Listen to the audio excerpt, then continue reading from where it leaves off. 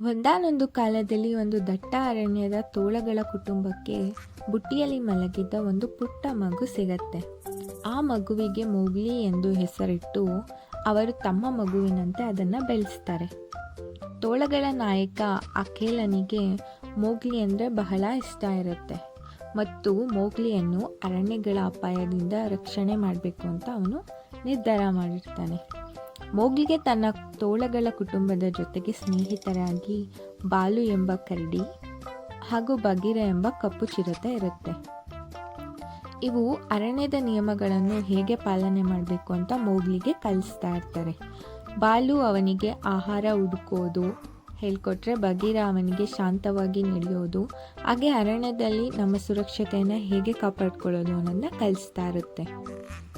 ಅರಣ್ಯ ಮೋಗ್ಲಿಗೆ ಸಾಹಸ ಮತ್ತು ಆಶ್ಚರ್ಯಪೂರ್ಣ ಸ್ಥಳವಾಗಿ ಇರುತ್ತೆ. ಮೋಗ್ಲಿ ಕೂಡ ಅರಣ್ಯನ ತುಂಬ ಪ್ರೀತಿಸ್ತಾ ಇರ್ತಾನೆ.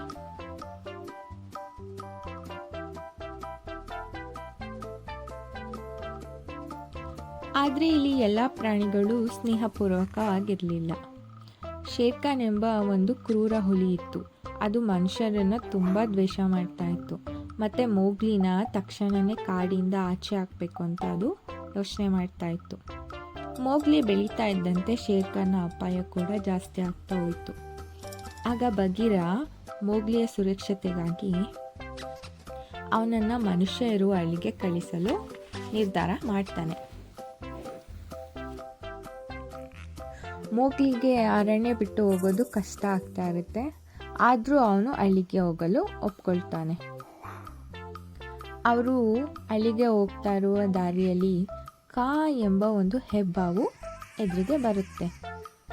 ಹೆಬ್ಬಾವು ಮೋಗ್ಲಿಯನ್ನು ಹಿಪ್ನೋಟೈಸ್ ಮಾಡಿ ಹಿಡಿಯಲು ಪ್ರಯತ್ನ ಮಾಡುತ್ತೆ.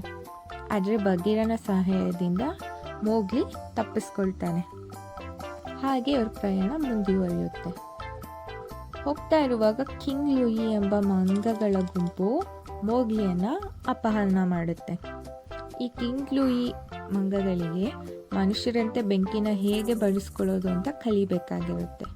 ಅದರಿಂದ ಅವರು ಮೋಗ್ಲಿನ ಅಪಹರಣ ಮಾಡಿರ್ತಾರೆ. ಬಾಲು ಮತ್ತು ಬಗೀರನ ಸಹಾಯದಿಂದ ಮೋಗ್ಲಿ ಅಪಾಯದಿಂದ ಪಾರಾಗ್ತಾನೆ. ಮಂಗಗಳಿಂದ ರಕ್ಷಣೆ ಮಾಡ್ತಾರೆ. ಹೇಗೋ ಅಪಾಯದಿಂದ ಪಾರಾದ್ವಿ ಅಂದ್ಕೊಳ್ಳೋಷ್ಟರಲ್ಲಿ ಶೇರ್ಖಾನ್ ಮತ್ತೆ ಕಾಣಿಸ್ಕೊಂಡು ಭಯಾನಕ ಯುದ್ಧ ನಡೆಯುತ್ತೆ. ಆದರೆ ಮೋಗ್ಲಿ ತನ್ನ ಸ್ನೇಹಿತರ ಸಹಾಯದಿಂದ ಶೇರ್ಖಾನ್ನ ಸೋಲಿಸ್ತಾನೆ. ಅವನು ಬೆಂಕಿಯನ್ನು ತಗೊಂಡು ಶೇರ್ಖಾನ್ಗೆ ಭಯ ಪಡಿಸಿ ಅದನ್ನು ಅಲ್ಲಿಂದ ಓಡಿಸ್ತಾನೆ. ಇದು ಅವನನ್ನು ತನ್ನನ್ನು ತಾನೇ ಹೇಗೆ ರಕ್ಷಣೆ ಮಾಡಿಕೊಂಡ ಅಂತ ತೋರಿಸ್ಕೊಡುತ್ತೆ.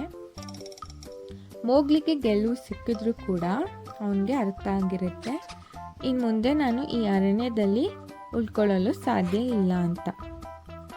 ಹಾಗೆ ಅವನು ಮನುಷ್ಯರಿರುವ ಹಳ್ಳಿ ಕಡೆಗೆ ಹೋಗೋಕ್ಕೆ ಸಿದ್ಧ ಆಗ್ತಾನೆ.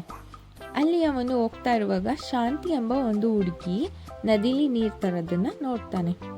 ಆಕೆ ನೋಡಿದ ತಕ್ಷಣ ಅವನಿಗೆ ಒಂದು ವಿಶೇಷ ಭಾವನೆ ಉಂಟಾಗಿ ಅವಳನ್ನು ಹಿಂಬಾಲಿಸ್ಕೊಂಡು ಅವನು ಹಳ್ಳಿಗೆ ಹೋಗ್ತಾನೆ. ಹಳ್ಳಿಯವರೆಲ್ಲ ಆತ್ಮೀಯವಾಗಿ ಮೋಗ್ಲಿನ ಸ್ವಾಗತ ಮಾಡ್ತಾರೆ. ಹಾಗೆ ಅವನು ಆ ಜೀವನಕ್ಕೆ ಹೊಂದ್ಕೊಳ್ಳೋಕ್ಕೆ ಪ್ರಾರಂಭ ಮಾಡ್ತಾನೆ. ಆದರೆ ಅವನು ತನ್ನ ಅರಣ್ಯದ ಗೆಳೆಯರನ್ನ ಯಾವತ್ತೂ ಮರ್ತಿರಲ್ಲ. ಎಷ್ಟೊಂದು ಸಲ ಅವನು ಅರಣ್ಯದ ಅಂಚಿಗೆ ಹೋಗಿ ಅವ್ರನ್ನ ಭೇಟಿ ಆಗ್ತಾ ಇರ್ತಾನೆ. ಮತ್ತು ಬಾಲು, ಕರಡಿ, ಬಗೀರ, ತೋಳ ಇವೆಲ್ಲ ದೂರದಿಂದನೇ ನಿಂತ್ಕೊಂಡು ಮೋಗ್ಲಿನ ನೋಡ್ತಾ ಇರ್ತಾರೆ. ಮೋಗ್ಲಿ ಎಂದೆಂದಿಗೂ ಅರಣ್ಯದ ಒಂದು ಭಾಗ ಆಗಿನೇ ಉಳ್ಕೊಂಡಿರ್ತಾನೆ. ಮನುಷ್ಯರೊಂದಿಗೆ ಅವನು ಬದುಕ್ತಾ ಇದ್ರೂ ಮೋಗ್ಲಿ ಅರಣ್ಯದಲ್ಲಿ ಕಲಿತ ಪಾಠ ಯಾವತ್ತೂ ಮರ್ತಿರಲ್ಲ. ಸ್ನೇಹ, ಧೈರ್ಯ ಮತ್ತು ಪ್ರಕೃತಿಯ ಸಮತೋಲನ ಮಹತ್ವ ಅವನಿಗೆ ಯಾವಾಗಲೂ ನೆನಪಲ್ಲೇ ಇರುತ್ತೆ. ಹಾಗೆ ಅವನು ಬುದ್ಧಿವಂತ ಮತ್ತು ದಯಾಳು ನಾಯಕ ಆಗಿ ಬೆಳೆದು ಮನುಷ್ಯ ಲೋಕ ಮತ್ತು ಅರಣ್ಯ ಎರಡರ ನಡುವೆ ಸೇತುವೆಯಾಗಿರ್ತಾನೆ.